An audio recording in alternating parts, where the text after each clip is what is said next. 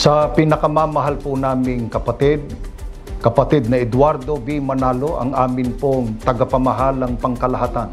Sa pagsapit po ng inyong kaarawan, kami po ay taus-pusong nagpapasalamat sa Panginoong Diyos at sa Panginoong Hesukristo sapagkat patuloy na dinirinig ang panalangin ng buong iglesia na kayo po ay laging ingatan, ibiyaya ang pinakamainam na kalusugan at lalong puspusin ng karunungan at ng kapangyarihan na ginagamit po ninyo sa pangunguna sa buong iglesia. Tunay po na biyaya kayo ng Ama sa kanyang bayan sa mga huling araw na ito. Ang inyo pong walang sawang pagtuturo at pagpapayo sa pamamagitan ng mga aral ng Diyos ang nagpapalakas at gumagabay po sa amin upang maisagawa naming marapat ang mga paglilingkod sa Diyos at ang pagsasagawa ng matuwid na pamumuhay upang maging karapat-dapat sa paningin ng atin pong dakilang Ama.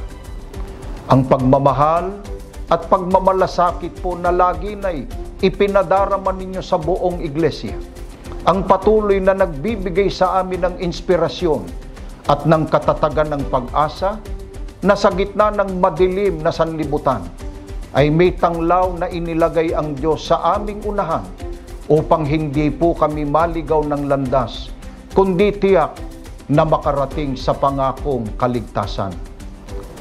Sa inyo pong kaarawan, patuloy po na dalangin namin sa ating Ama na naway patuloy na ibiyaya sa inyo ang pinakamainam na kalusugan, ang ibayo pang karunungan at kapangyarihan na ipinangunguna po ninyo sa buong iglesia. Kalaki po ang aming muling pangangako sa ating Panginoong Diyos na lubos po kaming magpapasakop at makikipagkaisa sa inyo pong pamamahala sa amin. Mula po sa amin na mga ministro at mga manggagawa, kasama po ang aming sambahayan, maging ang mga may tungkulin dito po sa Distrito Eklesyastiko ng Isabela East.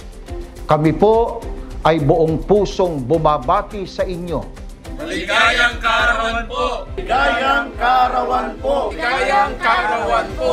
Maligayang kaarawan po!